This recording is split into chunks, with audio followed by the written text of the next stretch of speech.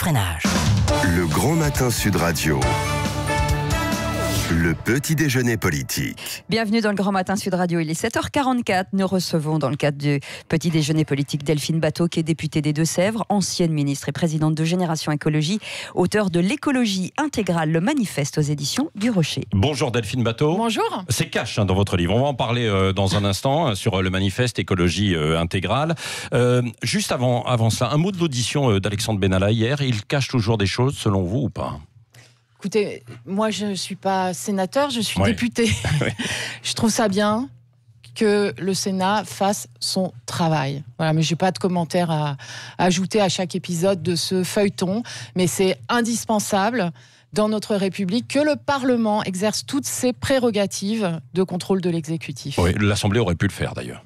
Ah oui, mais ça renvoie à un autre problème, c'est la façon dont elle a été entravée. Dans cette initiative de création d'une enquête. Vraiment entravé, selon vous. Oui, ça a été saboté. Pour faire simple, ça a été saboté. Oui. Est-ce que vous pensez qu'Emmanuel Macron devrait s'expliquer à un moment ou un autre autour de ça ou pas ? Puisque ça concerne directement l'Élysée, quoi. C'est votre question, en fait, elle renvoie à un des problèmes majeurs de nos institutions. On peut interpeller tout le monde au plan parlementaire, sauf le président de la République. Et en fait, je crois que derrière ce qu'on est en train de vivre aujourd'hui en France, il y a fondamentalement cette remise en cause du pouvoir personnel et d'un système institutionnel qui même induit en erreur en fait le président de la République, puisque par exemple dans cette lettre aux Français d'Emmanuel Macron, il y a cette phrase: j'ai été élu sur un projet. Ben non, en fait, il a été élu pour éliminer une autre candidature. Beaucoup de Français avaient voté pour lui, j'allais dire pour le moins pire. Oui. Et donc, ce président de la République, qui dans le cadre des institutions de la Ve République, élu par défaut, qui se retrouve avec une majorité parlementaire pléthorique, ça l'a conduit à ne plus écouter personne. Et puis, ça a conduit à ce type de pratique du pouvoir. Vous évoquiez l'affaire Benalla, mais il y a bien d'autres choses qu'on pourrait évoquer. Le grand débat, certains s'interrogent, notamment à gauche, en disant: mais est-ce que Macron va nous faire des shows toutes les semaines de 6h, 7h, etc. Parce que sinon, il y aura un problème par rapport au compte et au temps dans le cadre de la campagne des Européennes. Il fait sa campagne. C'est le moins qu'on puisse dire. Oui, il y a un questionnement sur les règles du jeu de l'équité démocratique qui est sérieux. Qui est tout à fait sérieux. Et par ailleurs, un débat national, normalement, c'est pas juste question-réponse au président de la République. Et en fait, dans ce débat, on sent bien que il y a la volonté de l'exécutif d'essayer de retrouver un socle de légitimité dans le pays, de garder dans la manche une carte qui n'est pas mise sur la table, qui est celle du référendum. C'est pas un vrai processus délibératif avec des questions libres. Je vais prendre un exemple sur l'écologie. Pardonnez-moi, mais c'est lunaire. C'est-à-dire que le QCM qui a été adressé vous demande de choisir dans ce qui est grave entre la pollution de l'air, la destruction du climat, et avec une seule réponse possible. C'est-à-dire, en fait, il faut choisir si notre vie, c'est mieux qu'elle soit mise en danger par la pollution ou c'est mieux qu'elle soit mise en danger. Ça n'a aucun sens. C'est pas la bonne façon de formuler les problèmes. Alors, à propos de pollution, il y a ces 3 cas suspects de bébés sans bras dans les Bouches-du-Rhône qui s'ajoutent à d'autres. Que doit faire le gouvernement et plus particulièrement la ministre de la Santé, Agnès Buzyn, selon vous ? Elle doit faire ce que je demande comme coprésidente du groupe d'études santé environnementale à l'Assemblée nationale depuis des semaines, c'est de diligenter un rapport d'inspection de l'IGAS sur la raison qui explique le retard d'alerte, les dysfonctionnements, la légèreté certainement avec laquelle, lorsque le REMERA a signalé il y a plusieurs années les premières situation de cas groupés d'enfants nés sans bras ou sans main, pourquoi est-ce que ça n'a pas été pris au sérieux ? Pourquoi est-ce qu'on a décidé de ne pas chercher les causes ? Parce que les familles, les Français ont le droit à des investigations scientifiques poussées. Aujourd'hui, on ne sait pas. On suspecte des facteurs environnementaux, mais on ne sait pas. Et là, tout donne le sentiment qu'on n'a pas voulu aller chercher la vérité. Si on n'a pas voulu, c'est qu'il y a un problème derrière, alors. Mais on peut même pas dire lequel. Mais Mais ça n'a pas été considéré avec toute l'importance qu'une alerte aussi grave mérite. Voilà. Et normalement, quand il y a des situations de ce type, eh bien, on doit faire des investigations scientifiques poussées pour en trouver les causes. On ne peut pas se satisfaire de cette situation où on dit on n'a pas trouvé de point commun entre les familles. Delphine Batho, Emmanuel Macron a reçu hier les grands patrons étrangers, principalement donc à Versailles. C'était une bonne idée ou un mauvais symbole de les recevoir à Versailles? Déjà, est-ce qu'il fallait les recevoir en cette période de crise avec les Gilets jaunes? C'est pas une question de période. Il y a beaucoup d'inconscience dans tout ça, en fait. Il y a énormément d'inconscience par rapport à ce que j'explique dans le manifeste. On va y venir. Ouais. Sur la destruction et sur l'effondrement qui est en cours. Donc, cette initiative à Versailles avec les grands patrons de firmes internationales, c'est la réunion de ceux qui font preuve d'aveuglement sur un système économique, un système productif profondément destructeur de tout ce qui est indispensable à notre existence. Oui. Alors justement, dans votre livre, le manifeste, Delphine Batho, il y a Davos aujourd'hui, il y avait Versailles hier, vous tapez sur les 1% les plus riches et l'accroissement des inégalités. Vous sous-entendez d'ailleurs que ce sont finalement les plus riches qui polluent le plus la planète. Qu'est-ce que vous proposez? C'est pas un sous-entendu, c'est une vérité. 10% des plus riches sont à l'origine de 50% des émissions de gaz à effet de serre à l'échelle planétaire. Et donc, en fait, les inégalités et la pollution ont la même origine, c'est le même problème. Souvent, vous savez, il y a des débats pour savoir comment articuler, je mets des guillemets, les enjeux écologiques et la question sociale. En fait, c'est le même problème.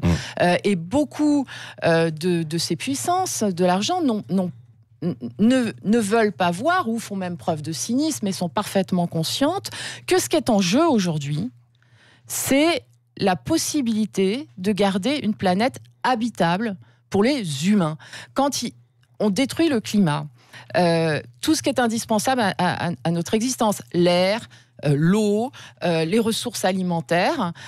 Normalement, on ne devrait pas être, si vous voulez, dans ces réunions où tout continue comme avant. On ne regarde pas la réalité en face. Il faut regarder cette réalité en face et elle doit être la condition impérative de toutes les décisions dans tous les domaines aujourd'hui. Delphine Batho, vous auriez pu signer la pétition de Priscilla Ludowski, justement, qui est à l'origine des Gilets jaunes, parce qu'elle avait quasiment les mêmes arguments que vous dans sa pétition, non ? Non, parce qu'il y avait une différence sur cette question du prix des énergies fossiles. Elle disait qu'il fallait faire payer les plus gros pollueurs, les transports en avion et sur les gros bateaux. Et c'est ce qu'elle disait dans sa pétition. Ça, c'est incontournable. Oui. Les Français, je pense, sont prêts à faire des efforts pour les enjeux mais du réchauffement climatique, aujourd'hui, à condition que ces efforts soient justes et à condition, si on reprend le problème de la taxe carbone, que l'intégralité de cette ressource soit investie dans la création d'une sécurité sociale et écologique pour protéger par exemple les ménages modestes qui vivent dans les territoires ruraux qui sont totalement dépendants de la voiture, à condition d'investir dans les économies d'énergie qui permettent, qui sont bons pour le climat, bons par rapport à la pollution de l'air, mais aussi bons pour le pouvoir d'achat et le pouvoir de vivre. Voilà. Parce que quand on parle du pouvoir d'achat, la référence peut pas être le modèle de société de surconsommation tel qu'il est promu dans des référentiels qui nous ont conduits à la perte. Oui. Voilà, donc c'est plus de retrouver ce qui est notre vrai pouvoir de vivre et qu'est-ce qui est indispensable et fondamental pour notre existence. Oui, dans votre livre aussi, vous dites beaucoup ce qu'on a du mal à dire, c'est qu'il y a beaucoup trop d'habitants sur cette planète, évidemment. On est à 8-9 milliards. Est-ce qu'il faudrait limiter le contrôle des naissances ? Non. Ouais. Par rapport à la croissance démographique qui doit être maîtrisée. D'abord, je reviens sur cette question des inégalités. C'est-à-dire, avant de dire est-ce qu'on est trop d'humains sur Terre, la première question, c'est qu'il y a une minorité d'humains, je disais 10%, qui a un mode de vie qui est totalement insupportable et totalement destructeur. Donc c'est le premier problème. Il ne faut pas inverser la hiérarchie des choses. Maintenant, oui, face aux terriens, c'est votre livre. Oui, il faut maîtriser la croissance démographique au niveau mondial, et ça ne doit pas se faire par des mesures autoritaires, une vision malthusienne. La solution, c'est l'émancipation des femmes. Partout dans le monde, et chaque fois que les femmes accèdent à l'éducation, au travail, à l'égalité sociale, à l'égalité culturelle, ça a mécaniquement un impact sur la démographie. Oui. Un mot de politique sur les européennes. Vous vous lancez dans l'aventure, Delphine Batho ? Nous souhaitons... oui, qu'il y ait... Nous souhaitons, c'est-à-dire qui ? Nous sommes plusieurs, notamment avec Dominique Bourg, avec Génération Écologie, mais même Yannick au-delà, Jadot. nous souhaitons rassembler une liste des terriens aux élections européennes pour poser de façon fracassante le diagnostic avec Yannick Jadot, que j'ai ou pas, développé. Mais si les Verts, tels qu'ils existent, avaient apporté déjà la solution, l'écologie politique en France serait beaucoup plus puissante que ce qu'elle n'est aujourd'hui. Donc il y aura une autre liste à côté de Yannick Jadot. Mais l'écologie intégrale, c'est pas l'écologie homéopathique des Verts. Voilà. Donc il y aura une autre liste. Nous souhaitons qu'il y ait une liste pour parler de façon fracassante de la réalité du monde d'aujourd'hui et proposer une démarche politique qui est en rupture avec le système politique ancien. Et le problème des Verts, et peut-être c'est à eux de le clarifier, c'est qu'ils s'inscrivent comme un des partis de gauche, ce qui n'est pas notre cas. Oui, Ségolène Royal, vous regrettez ou pas qu'elle ne se présente pas finalement ? C'est sa décision personnelle, mais vous étiez proche, Delphine Batho.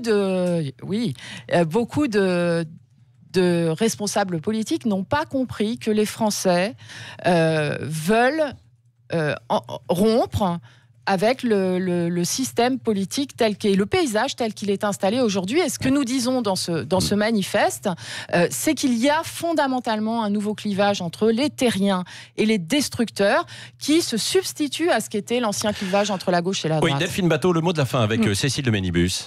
Marlène Schiappa, ministre de l'égalité femmes-hommes, va co-animer une émission avec Cyril Hanouna dans le cadre du grand débat. Vous avez été ministre, est-ce que vous auriez accepté une telle invitation ? Je ne sais pas, mais la tournure que prend le débat national aussi dans les territoires, où les réunions sont instrumentalisées ou organisées par La République En Marche, me paraît pas de nature à rassurer les Français sur la sincérité du processus, sur le cadre du débat. Voilà, donc c'est le problème qui est posé depuis le début, et encore quand ce sont des ministres qui se font les animateurs du débat national, c'est pas de nature à donner confiance sur le fait qu'on est dans un débat libre, un débat neutre, dans lequel tout le monde est à égalité. Merci, et vous avez un invité surprise. Salut Delphine, c'est Omar Sy. Ah ben dis donc, on te voit plus aux soirées du PS. Le passé simple.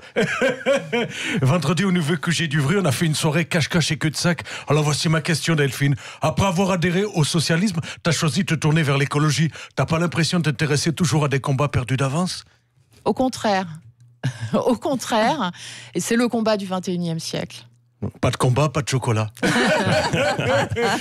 Merci Delphine Batho, donc, qui se lance dans les européennes, elle l'a dit ce matin sur Sud Radio, était notre invitée. Et bien sûr, on se trouve Dany Moreau à 8h20. Ça sera en Facebook Live, il est 7h57. Restez avec nous.